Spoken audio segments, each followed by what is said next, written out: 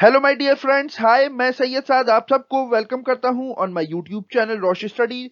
तो इस लेक्चर में हम स्टार्ट करने जा रहे हैं एक नया चैप्टर जिसका नाम है सेकंड वर्ल्ड वॉर। तो ये चैप्टर आपके एएमयू, जामिया और वेरियस कॉम्पिटिटिव एग्जाम्स के लिए काफी ज्यादा इंपॉर्टेंट होने वाला है। अगर ये लेक्चर आपको अच्छा लगे तो इस वीडियो को लाइक करें, शेयर करें, कमेंट करें और इसी तरह के इंफॉर्मेटिव कंटेंट के लिए सब्सक्राइब करें to our YouTube channel.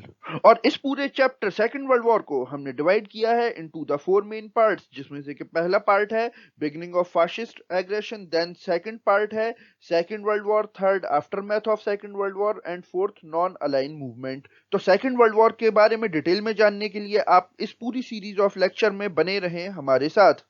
Now हम यहाँ पर शुरू करने वाले हैं बिगिनिंग ऑफ फासिस्ट एग्रेशन, जहां पर के हमने 5 टॉपिक्स डिस्कस करने हैं, जिसमें से कि पहला है appeasement of fascist powers, then second Japanese invasion of China, then Italian invasion of Ethiopia, fourth Spanish civil war and last है मनीच पैक्ट। तो ये पांचों टॉपिक्स आपके बिगिनिंग ऑफ फासिस्ट एग्रेशन के इस पार्ट में आने वाले हैं। तो बिगिनिंग ऑफ फासिस्ट एग्रेशन के पहले लेक्चर में हम डिस्कस करने वाले हैं appeasement of fascist powers policy के बारे में।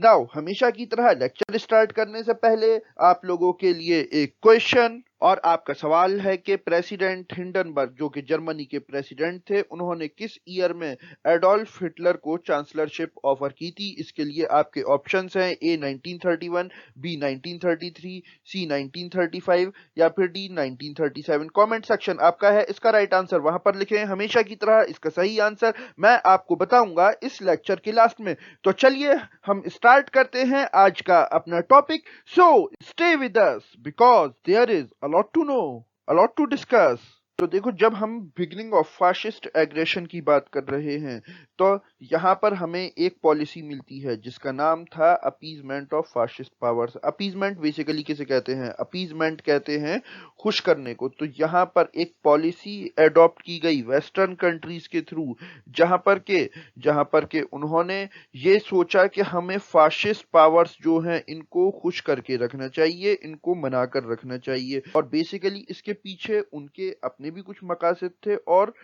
जो सबसे बड़ी वजह थी वो ये थी कि 1930s में हम ये देखते हैं कि फासिस्ट पावर्स ने एक लड़ाई की शुरुआत कर दी, वॉर्स की शुरुआत कर दी, जो कि अल्टीमेटली जिसका रिजल्ट क्या हुआ? जिसका रिजल्ट हुआ सेकेंड वर्ल्ड वॉर। नाउ जैसा कि हम प्रीवियस लेक्चर्स में डिस्कस कर चुके हैं कि जो फर्स्ट वर्ल्ड वॉर थी ये लड़ी गई थी between triple alliance and triple entente group, जिसमें कि ट्रिपल अलायंस में था जर्मनी, इटली, ऑस्ट्रिया, हंगरी, और ट्रिपल एंटेंटे में था ब्रिटेन, फ्रांस, रशिया, जिसको के बाद में यूएस ने भी ज्वाइन किया। और फर्स्ट वर्ल्ड वॉर में जो विक्टोरियस ग्रुप था वो था ट्रिपल एंटेंटे ग्रुप। नाउ इस बार जो सेकंड वर्ल्ड वॉर लड़ी जानी थी between axis power and allied powers, जिसमें के एक्सेस पावर में कौन कौन थे? इसमें था जर्मनी, इटली, जापान, और एलाइड पावर में यूएस, ब्रिटेन, फ्रांस, रशिया।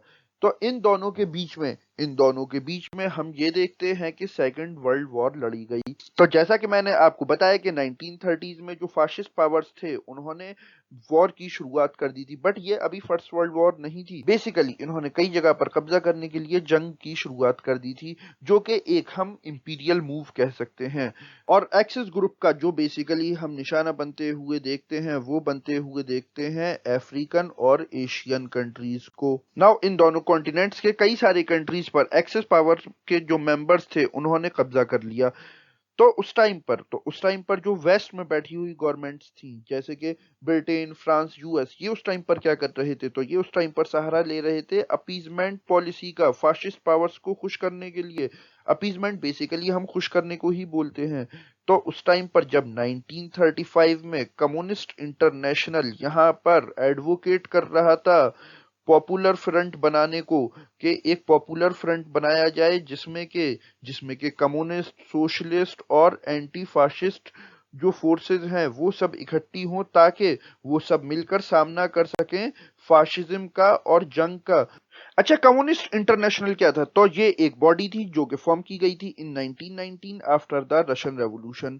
और और जो कम्युनिस्ट इंटरनेशनल था ये बेसिकली रिकॉग्नाइज करता था, या ये कह लें कि इससे बहुत सारी कंट्रीज की बहुत सारी कम्युनिस्ट पार्टीज एफिलिएटेड थी, और इसको कॉमिंटर्न के नाम से भी जाना जाता था। बेसिकली ये लिया गया था इन दोनों वर्ड्स के, कम्युनिस्ट और इंटरनेशनल, इन दोनों वर्ड्स के प्रीफिक्स लेकर, जहां पर के कम्युनिस्ट का कॉम और इंटरनेशनल का इंटर्न लेकर ये नया टर्म फॉर्म किया गया जिसका नाम था कॉमिंटर्न। तो यहां पर मैं बहुत सारी जगह आपको आगे कॉमिंटर्न टर्म यूज करता हुआ दिखाई दूंगा।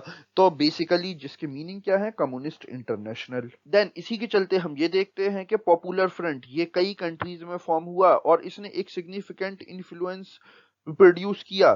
कहां पर, कॉलोनीज में, और कई सारे एंटी इंपीरियलिस्ट फोर्स यहां पर हमें साथ आते हुए दिखाई देते हैं। देन 1937 में कम्युनिज्म से लड़ने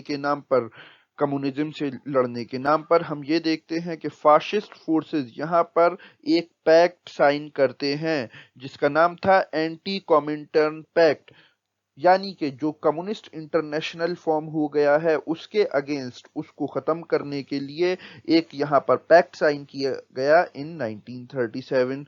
और ये जो फाशिस्ट फोर्सेस थे ये कम्युनिज्म को खत्म कैसे करते, तो ये खत्म करते उनके साथ जंग करके, उनके साथ वॉर करके। बट उस टाइम पर जो लीग ऑफ नेशंस बॉडी थी जो कि आज की यूनाइटेड नेशंस की तरह काम करती थी, उसमें यहाँ पर प्रोविजंस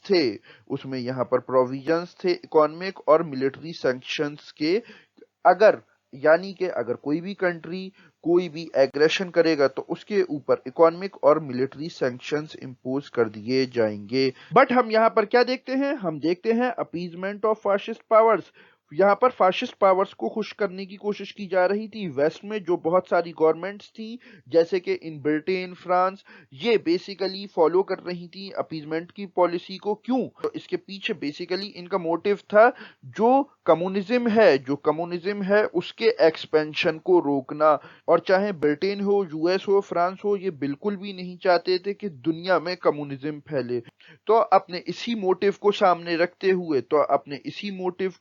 रखते हुए हम ये देखते हैं कि यहाँ पर ये जो कंट्रीज थे, ब्रिटेन, यूएस, फ्रांस, ये फाशिस्ट पावर्स के जितने भी बड़े बड़े क्राइम्स थे उन सब को नजरअंदाज करते आ रहे थे, जिसका कि नतीजा क्या हुआ कि यहाँ पर फाशिस्ट पावर्स स्ट्रांग हो गए। और उसका अल्टीमेट रिजल्ट क्या निकला, उसका अल्टीमेट रिजल्ट निकलता है यहाँ पर सेकेंड वर्ल्ड वॉर। नाउ तो ये लेक्चर मैं यहीं पर एंड करता हूँ। नेक्स्ट लेक्चर में हम डिस्कस करने वाले हैं 1935 से आगे की कहानी, जिसमें कि हम डिस्कस करेंगे Japanese invasion of China and Italian invasion of Ethiopia. So this is the end of the lecture. Now वापस आते हैं हम अपने क्वेश्चन की तरफ। और आपका सवाल था कि प्रेसिडेंट हिंडनबर्ग ने किस ईयर में चांसलरशिप ऑफर की थी टू द एडोल्फ हिटलर उसको पावर में आने के लिए। तो इसका राइट आंसर है B, 1933। Yes my friends, Hitler Germany में पावर में आया था in the year 1933। So this is the end of the lecture. अगर ये लेक्चर आपको अच्छा लगे तो इस वीडियो को लाइक करें, शेयर करें, कमेंट करें और इसी तरह के इंफॉर्मेटिव कंटेंट के लिए सब्सक्राइब करें to our YouTube channel. Now I am Syed Saad signing off. Okay, bye.